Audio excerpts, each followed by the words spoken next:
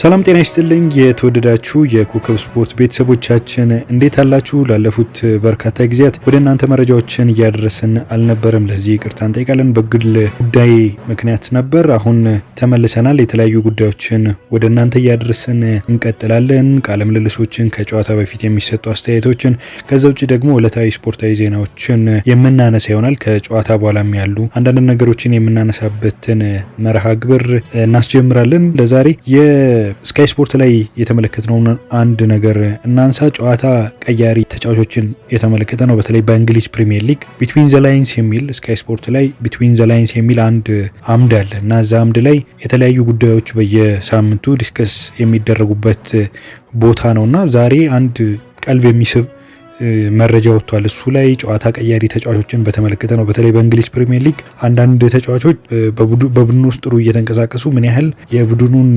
ውጤታማነት ላይ ያላቸው ተጽዕኖ እስከምን ድረስ ነው የሚለውን የተመለከተ ሀተታ ነውና ጨዋታ ቀያሪ ተጫዋቾች በሚያስቆጥሩት ግብና ለቡድን አጋሮቻቸው በሚያቀብሉት ኳስ አማካኝነት ምን ያህል ነው ተጽዕኗቸው የሚለውን የለካ ነበርና እስካሁን በተደረጉት የእንግሊዝ ፕሪሚየር ሊግ ጨዋታዎችን ታሳቢ በማድረግ ነው ይሄ የጨዋታ ቀያሪ ተጫዋቾች ስሌት የተሰላው እና በመጀመሪያ ደረጃ ላይ ሊቀመጥ የቻለው ተጫዋች በተለይ በቡድን ውስጥ በጣም የጎላ እንቅስቃሴ ከሚያደርጉ ተጫዋቾች መካከል የመጀመሪያው ነው የተባለለት ብሩኖ ፌርናንዴሽ ነው። ብሩኖ ፌርናንዴሽ በማንቸስተር ዩናይትድ ቤት ውስጥ በተለይ ማንቸስተር ዩናይትድ እምብዛም ጥሩ ባልሆነበት ጊዜ ሁላ ብሩኖ በጣም ጠንካራ የሆነ የማንቸስተር ዩናይትድ ተጫዋች መሆኑን ያሳየ በዘንድሮ የውድድር ዓመት 4 ግብ ማስቆጠር ችሏል ብሩኖ ፌርናንዴስ። ነገር ግን ከሱ ባሻገር ደግሞ ልክ እንደ አማካይ ስፍራ ተጫዋችነቱ 6 ለግብ የሚሆን ኳሶችን ለቡድን አጋሮቹ አመቻችቶ ማቀበል ችሏል እና ማንቸስተር ዩናይትድ ከሰበሰባቸው ነጥቦች መካከል 13 የሚሆነው ነጥብ ብሩኖ ፈርናንዴስ ባደረገው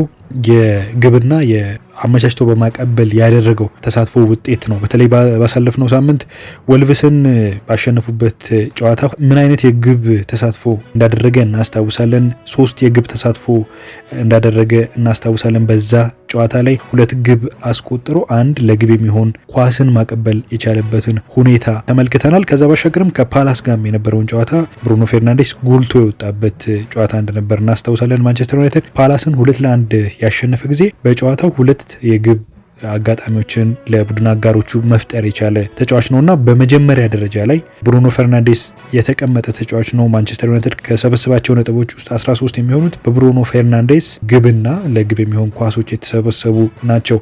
ሌላው በእንግሊዝ ተጽዕኖ ፈጣሪ ነው ተብሎ የተነሳለት ተጫዋች የአስቶን ቪላው ሞርጋን ሮጀርስ ነው። በተለይ ባለፉት ጊዜያት ተጫዋቹ በደንብ የእንግሊዝ መገናኛ ብዙሃን አይን ውስጥ መግባት የቻለ ተጫዋች ነው። ከዚህ ቀደም በማንቸስተር ሲቲ ሲጫወት እናውቀዋለን። ዌስት ብሮሚችም እንደነበር እናውቃለን። በተለይ ገና ታዳጊ ያለ እዛ ቡድን ውስጥ እንደነበር እናስታውሳለን እና 8 የግብ ተሳትፎ አድርጓል። በተለይ በዘንድሮው የውድድር ዓመት 5 ግቦችን ማስቆጠር የቻለበትን አጋጣሚ ፈጥሯል። 3 ደግሞ ለግብ የሚሆኑ ኳሶችን ማቀበል ችሏል። በአጠቃላይ 8 የግብ ተሳትፎ አድርጓል እና አስቶን ቪላ ከሰበሰባቸው ነጥቦች ውስጥ 12 ነጥብ የሚሆነው የተሰበሰበው በሮጀርስ አማካኝነት ነው እና ይህ ተጫዋች በጣም ጥሩ እንቅስቃሴ እያደረገ ያለ ተጫዋች ነው።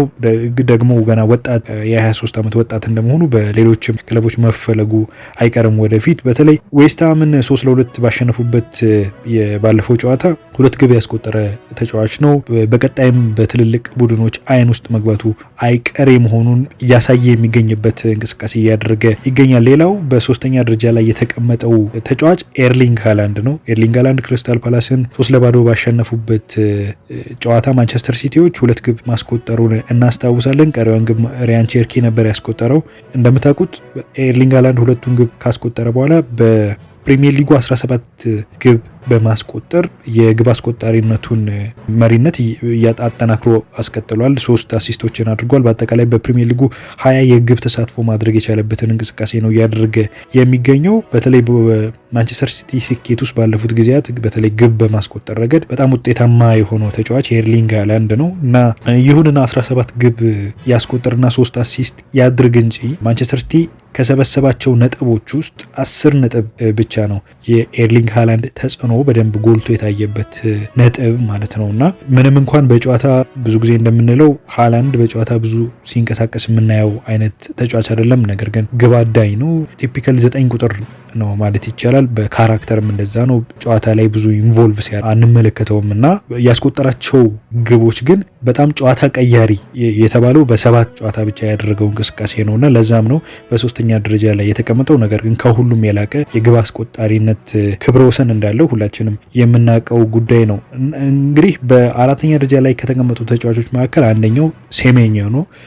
ሴሜኞ፣ ግሪሊሽ እና ኢኪቲኬ በኩል 9 ተሳትፎ ቡድናቸው ውጤታማ እንዲሆን ካደረጉ ቡድናቸው 9 ነጥብ እንዲሰበስብ አስተዋጽኦ ካደረጉ ተቀምጠዋልና ይሄንን የግብ ማግባት አጋጣሚ ተጽዕኖውን ለመለካት እንዲያገለግልን አንድ ነገር እናንሳ። ብሩኖ ፌርናንዴስ በተለይ ማንቸስተር ዩናይትድ ጥሩም ባልነበረበት ጊዜ እያሳየ የሚገኘው እንቅስቃሴ በጣም መልካም እንደሆነ እየተመለከትን እንገኛለን። በተለይ በዘንድሮ የውድድር ዓመት 13 ነጥብ ማንቸስተር ዩናይትድ ከሰበሰባቸው ነጥቦች ውስጥ 13 ነጥብ የሚሆነው በብሩኖ ፌርናንዴስ ተጽዕኖ የግብና የአሲስት ተጽዕኖ መካከል የተሰበሰበ ነው ብለናል ቅድም እና ይሄም በመቶኛ ሲሰላ ተጽዕኖ ምን ያህል ነው የሚለውን ስንመለከት ብሩኖ ያስቆጠራቸውና አሲስት ያደረጋቸው የግብ አጋጣሚዎቹና ጎሎቹ ማንቸስተር ዩናይትድ 52 በመቶ የሚሆነውን ነጥብ እንዲሰበስብ ያስቻሉት የብሩኖ ፈርናንዴስ ግቦችና እሱ የፈጠራቸው የግብ አጋጣሚዎች ናቸው። በዚህም በመቶኛ በአንደኛ ደረጃ ላይ መቀመጥ የቻለ ተጫዋች ነው። ሁለተኛ ላይ ያለው ሴሜኞ ነው።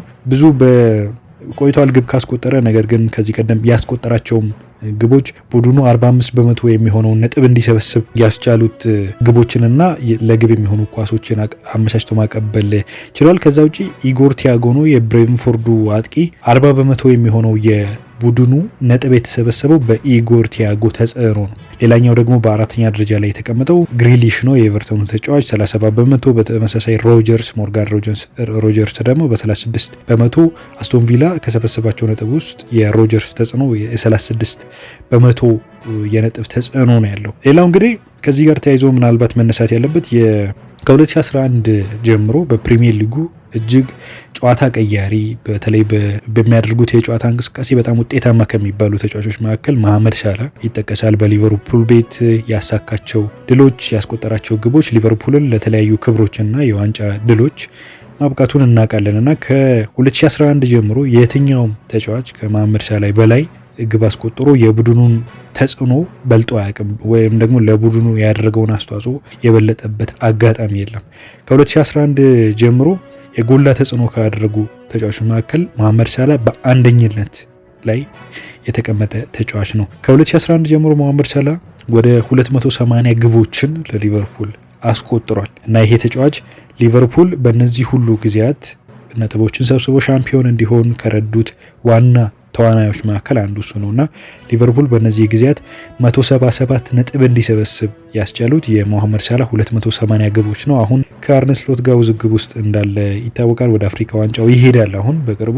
የዘንድሮውን የተጽዕኖ ወሰን ከለካ ነው ብዙም አይደለም። ምክንያቱም ሳላ ከአርነ ስሎት ጋር እሰጥ አገባ ውስጥ ከገባም በኋላ በዘንድሮው ውድድር ያደረገው እንቅስቃሴ ያን ያህል እዚህ ግባ የሚባል አይደለም። በእርግጥ 4 ጎልና 3 ለግብ የሚሆኑ ኳሶችን አመቻችቶ ማቀበል የቻለበትን አጋጣሚ ተመልክተናል። በዘንድሮ ጨዋታ 14 ጨዋታ ነው በእርግጥ በቋሚነት የተሰለፈው። ይሁን እንጂ አሁንም 7 የግብ ተሳትፎ ያድርግ እንጂ አሁንም 23 በመቶ የሚሆነው የሊቨርፑል ነጥብ የተሰበሰበው በመሐመድ ሳላ ተጽዕኖ ነው፣ ወይንም ደግሞ ግቦችና ለግብ የሚሆኑ ኳሶችን አመቻችቶ ባቀበለበት ሁኔታ ነው እና ስቲል አሁንም መሐመድ ሳላ የሊቨርፑል ወሳኝ ተጫዋች መሆኑን ያሳየበትን አጋጣሚ የሚያሳይ ቁጥራዊ መረጃ ነው ብዬ አስባለሁ። የኮከብ ስፖርት ቤተሰቦቻችን ለዛሬ ያዝነው ስፖርታዊ ጉዳይ ይህንን ይመስላል። በሌሎች ስፖርታዊ ጉዳዮች እንገናኛለን። መልካም ምሽት ይሆንላችሁ።